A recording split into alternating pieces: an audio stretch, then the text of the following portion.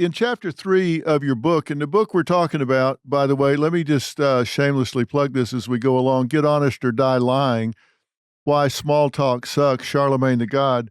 It's his new book, and I highly recommend it. I personally endorse this book. I personally endorse the message of this book. I think that it's thoughtful. I think it's very transparent. It's written from the heart, whether you agree with it or disagree with it. And I think anybody with common sense is going to agree with it. But whether you do or you don't, you can bet one thing: it's written authentically and from the heart. And in chapter 3, you talk about the pursuit of ignorance. And you say in there that ignorance isn't, this is a quote, ignorance isn't just a lack of knowledge. It's often a choice to avoid the truth. And God, when I read that, I thought, I wish I'd said that. I'm going to take credit for that when you're not around. But talk about that. What do you mean by that? Because, people go out of their way nowadays to create false narratives. They go out of their way nowadays to create fake news. Like, they literally go out of their ways nowadays to create these alternative facts. Like, I like, for example, I'm a person that's critical of both political parties, right? I'm not on either side. I'm an issues person. You and me both. If somebody's doing something good, I'll give them credit for it. If somebody's doing something bad, I'll acknowledge that, both sides, right? But I can go on a platform. This has actually happened a lot over the last few weeks, especially since I've been on my book tour. But I can go on a platform. I was on This Week ABC with John Carl, and I'm having a conversation. And I said, I think Donald Trump is a threat to democracy. I said, I think that, he led an attempted coup in this country. He wanted to terminate the Constitution to overthrow the results of an election. That's just unpatriotic, like bad news. And then, John Carl says to me, well, Joe Biden says those things. How come Joe Biden, when he says these things, people don't listen? And I said, well, because Joe Biden is an uninspiring candidate with no main character energy. So people, he really don't listen to him. Fox News took that one clip and, ran it for 3 days. Charlamagne the God says Joe Biden is an uninspiring candidate with no main character energy. And, one thing I like about Fox, and even me saying that is controversial, right? For whatever reason. The thing I like about Fox, but I have no problem, even if it's people that I disagree with, I have no problem acknowledging the things that they do right. They push a narrative better than anybody. Yeah. So if their narrative is, hey, Black people are, the polls show that Black people are starting to gravitate towards Trump, and he might have 22% of the Black vote this year, right? If that is the narrative, me, being a Black man and saying something like that, and somebody who has openly supported, Vice President Kamala Harris, when she ran with Joe Biden in 2020, they'll take that quote of me being critical of Joe Biden and run it over and over and over and over and over and over and over, because it reinforces to them the narrative that, hey, Black people are starting to, be spoiled about the Democratic Party. And that's not the case for me. For me, I'm just one of the people that is just part of the exhausted majority. I'm just tired of politics, period. So I'm calling it how I see it. So what happens is the right will put that narrative out, and then the left responds to that narrative instead of going to actually watch the interview to see what I said in full. Because if they were smart, they could take what I said about Trump and push that as their narrative. But instead, they end up attacking me and attacking the narrative that Fox created. And next thing you know, Charlamagne the God supports Donald Trump. Now, let me tell you the flip side of that, Dr. Phil. I don't run from people, right? I'm not one of these people who will say I'm not ever going on conservative media. So I go on Fox. I was on Brian Kilmeade's show. I was on Gutfeld's show.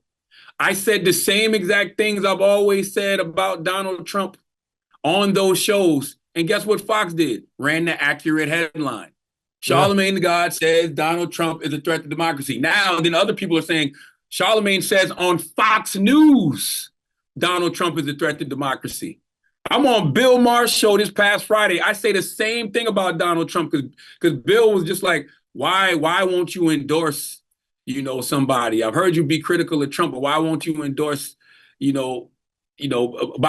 And I'm like, I don't want to, number one. right? I'm voting my interests, I'm voting my issues, but I am voting to preserve democracy. So I say that. Now the headline is Charlamagne the God seems to signal that he's voting for President Biden. People run from the truth. And not only do they run from the truth, they create these false narratives about you. Like, I'm not MAGA. You know what I mean? Like I'm not telling people. Like, I went on The View, and Sonny said, "Hey, you said you don't want to endorse President Biden, but now is not the time to sit out the election." I said, "I never said I was sitting out. I never said I was sitting out. I never said I wasn't voting. I've gone on these platforms and said the same thing over and over and over and over. I am voting to preserve democracy. I am an issues person. I am an interest person. And so I am going to vote the person who I think can best preserve democracy. But, for whatever reason, that truth that I'm speaking is not good enough for them. So they got to create, a false narrative. And to me, that is the pursuit of ignorance." Yeah, they're running their own agenda. I mean, that's a perfect example of what you say in chapter 3, that it's often a choice to avoid the truth. So they got to fill something in, and what they fill in is what they wish was true and That's right. what they want you to do, and that's just not the deal. I'm just glad to hear you say it, because I say the same thing, and I think everybody should say the same thing. I don't try to trap people into agreeing with me or not agreeing with me. It's just tell me what you think. Tell me why you think it. I'll have questions about it. We'll let people make up their own mind whether they think it's worthy of consideration, worthy of putting into their decision-making process. And that's how you burst the bubble that a lot of people live in. That's how you shatter the walls of the echo chamber. Like, I'm the type of person, I don't get upset, for people when they have certain choices that aren't like mine. What I like to do is I ask questions. I'll say, well, why do you support that person? Or why did you make that decision? I want to have, the conversation. Like, a lot of times when you hear me speak, the things that I'm saying are things that I've heard, from everyday Americans. That's why I love doing morning radio. I love doing morning radio because that working class, everyday American is calling into that station every day. That's why I love doing, so much community work and so much community service, because you get to go out there and talk to everyday working class people. That's why I love, going out and doing book signings, because, the people that come to your book signings, those are real people having real conversations with you. And a lot of times when you getting that real information from people and, you express that over the airwaves, people think you're trying to push an agenda when you're not. Like, that happened to me in January as well. I remember I was doing an interview with a guy from Fox, Joseph, who does the digital over there. And he asked me a simple question. He said, "Do I think the border is going to be an issue come November?" And I said, "Hell yeah."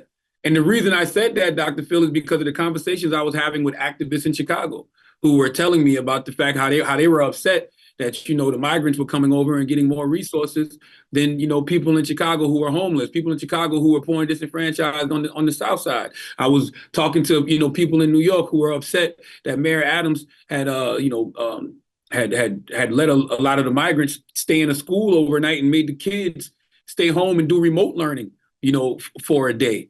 I was having conversations with, people in New York City who were talking to me about their neighborhoods being ran over, being taken over by gangs, that were coming from across the border. And when I'm hearing these conversations and I'm expressing that, they MSNBC said I was spreading MAGA messaging. I'm like, MAGA?